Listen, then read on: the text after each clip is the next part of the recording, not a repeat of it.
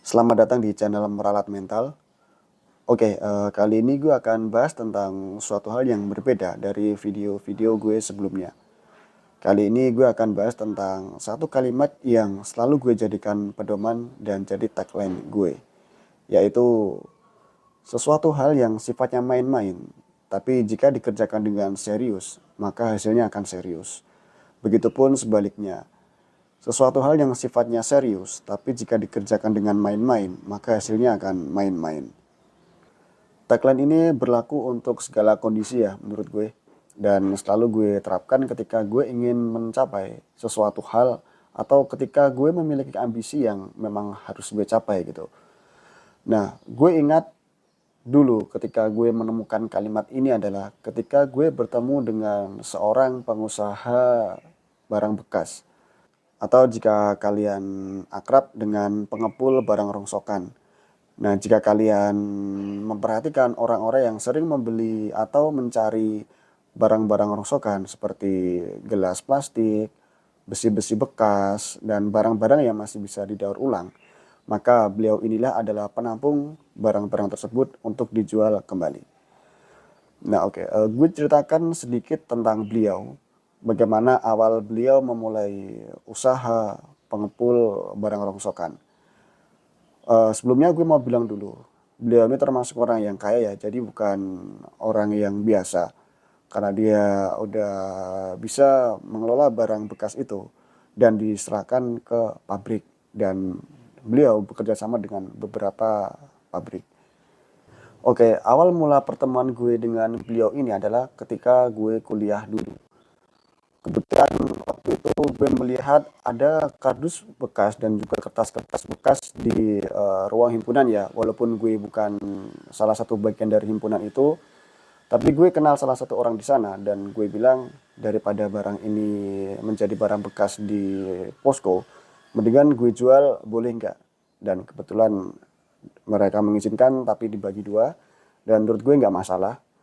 Akhirnya gue jual kertas bekas itu dan kardus-kardus itu ke tempat beliau ini. Nah, singkat cerita, awal mula obrolan kami dan awal mula bagaimana beliau menceritakan proses perjalanan usahanya adalah ketika gue menanyakan, apakah Bapak pernah menerima satu bendel skripsi yang dibuang?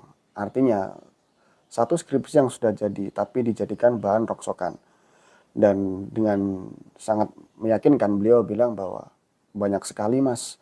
Di sini sering saya temukan satu bendel skripsi dari berbagai macam jurusan. Kemudian ya gue tanya, lalu Bapak apakan Pak skripsinya? Bisa saya lihat Pak atau mungkin jika Bapak berkenan saya beli Pak. Bapak itu tiba-tiba sangat bersemangat dan mengatakan bahwa nggak bisa mas. Untuk hal-hal seperti itu kami nggak mau jual. Kami menghargai semua upaya dari mahasiswa, apalagi itu skripsi ya. Saya tahu jika skripsi itu ada yang sulit dan ada yang mudah. Dan dengan memperjualbelikan ini, saya khawatir kalau sewaktu-waktu nanti bisa diplagiasi atau dijiplak ya, kemudian diedit semacam diedit berbagai macam rupa lah, sehingga mengkhianati kredibilitas data dari mahasiswa tersebut. Di sana gue menghargai jawaban beliau ya. Kemudian beliau melanjutkan, mungkin usaha saya ini terbilang atau dipandang remeh-temeh ya mas ya, karena berkaitan dengan rosok-rosokan. Tapi saya selalu menjaga betul-betul apa yang saya kelola gitu, termasuk skripsi yang saya temukan, misal ada yang menjualnya. Di sana gue semakin menghormati beliau. Dan dari situ juga beliau mulai membuka cerita.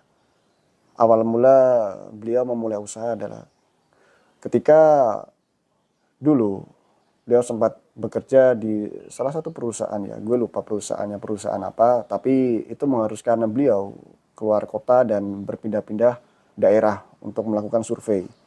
Karena beliau ini berpindah-pindah daerah dan bertemu dengan banyak orang serta bertemu dengan berbagai macam sektor usaha. Akhirnya beliau menemukan satu potensi tentang barang bekas ini. Dan berkat keyakinan akhirnya beliau memutuskan untuk keluar dan memulai bisnis jual beli barang rongsokan.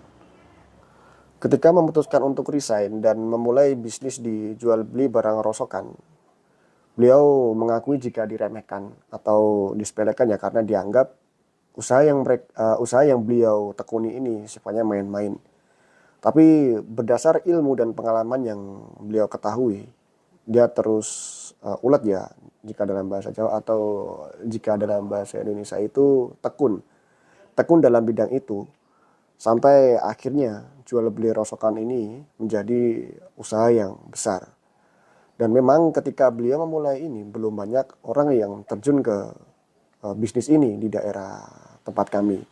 Dan Bapak dan beliau ini termasuk salah satu yang memulainya. Lagi-lagi beliau membuktikan bahwa sesuatu hal yang mungkin dianggap main-main ya, atau yang sifatnya bercanda gitu ya. Tapi ketika dilakukan dengan serius, maka ya hasilnya akan serius juga. Nah, beliau pun juga menambahkan ketika kami berbicara, Mas, saya ini orang yang termasuk mengambil resiko ya. Tapi resiko yang saya ambil ini sudah menjadi komitmen saya. Beliau terus menjelaskan, maksudnya bagaimana ya Pak? Beliau menjelaskan, mungkin keputusan saya untuk keluar dari perusahaan itu ditentang oleh banyak orang ya, terutama keluarga. Tapi saya yakin dengan hal yang saya pegang dan ilmu yang saya ketahui, jika saya konsisten, maka di waktu yang saya nggak tahu kapan itu, tapi pasti akan menghasilkan sesuatu hal yang besar. Walaupun ketika awal dulu saya memulai dianggap sebagai sesuatu hal yang main-main. Dan buktinya sekarang apa Mas? Saya juga, saya bisa mendirikan tempat ini, tempat daur ulang ini. Karena jika dulu mungkin saya mengikuti kata-kata orang-orang itu, belum tentu saya punya pabrik ini dan mempunyai kebebasan waktu yang bisa saya kontrol. Mungkin sampai saat ini saya masih harus berpindah-pindah kota, menghabiskan waktu yang mungkin akan menguras energi dan kekuatan fisik saya. Dan beliau pun juga berpesan ya untuk gue, khususnya ketika gue berbicara tersebut, beliau bilang, Mas, gak peduli seremeh apa idemu, gak peduli sekonyol apa idemu di mata orang. Tapi ketika kamu yakin dengan ide yang kamu miliki, kamu yakin dengan gagasan yang kamu miliki, saran saya, lakuin aja dulu Mas. Walaupun itu kelihatannya main-main, selama kamu melakukannya dengan serius, nanti biar waktu yang membawamu ke titik tertinggi, titik puncak ketika kamu sudah siap bertemu dengan hal besar itu. Saya dulu juga saya dulu pun juga merasakan bahwa mungkin apa yang saya lakukan ini akan gagal. Tapi saya juga mengetahui jika ada kemungkinan untuk berhasil. Dan ternyata kemungkinan untuk berhasil itu yang saya temui saat ini. Nah, berkat kalimat motivasi dan dari cerita beliau ya, sebenarnya cerita beliau masih panjang dan banyak, tapi gue singkat saja. Karena gue masih belum menemukan cara yang tepat untuk menyampaikan cerita yang singkat. Karena kalimat beliau itu, gue akhirnya menemukan tagline yang gue bilang di awal tadi, yaitu sesuatu hal yang sifatnya main-main, tapi jika kita kerjakan dengan serius, maka hasilnya akan serius. Dan sesuatu hal yang sifatnya serius, tapi jika kita kerjakan dengan main-main, maka hasilnya akan main-main. Dan kalimat itu selalu gue pegang, bahkan sampai saat ini. Itu juga gue terapkan ketika gue mengerjakan skripsi dan ketika gue melakukan hal-hal yang lainnya. Termasuk ketika gue berusaha jual beli barang-barang yang mungkin dianggap remeh-temeh. Seperti jagung mentah yang gue bilang di video gue sebelumnya. Oke, mungkin sampai sini dulu video tentang tagline gue ya, yaitu tentang suatu hal yang sifatnya main-main bisa menjadi serius. Nanti mungkin di video berikutnya akan gue ceritakan tentang bagaimana gue menerapkan tagline itu dalam kehidupan gue dan satu contoh atau beberapa contoh kasusnya lah agar menjadi bukti seperti itu. Tapi sebelumnya jika memang kalian suka dengan video ini, silahkan kalian like, komen, dan subscribe. Jika memang bermanfaat, silahkan kalian bagikan agar orang lain juga mendapatkan efek baiknya.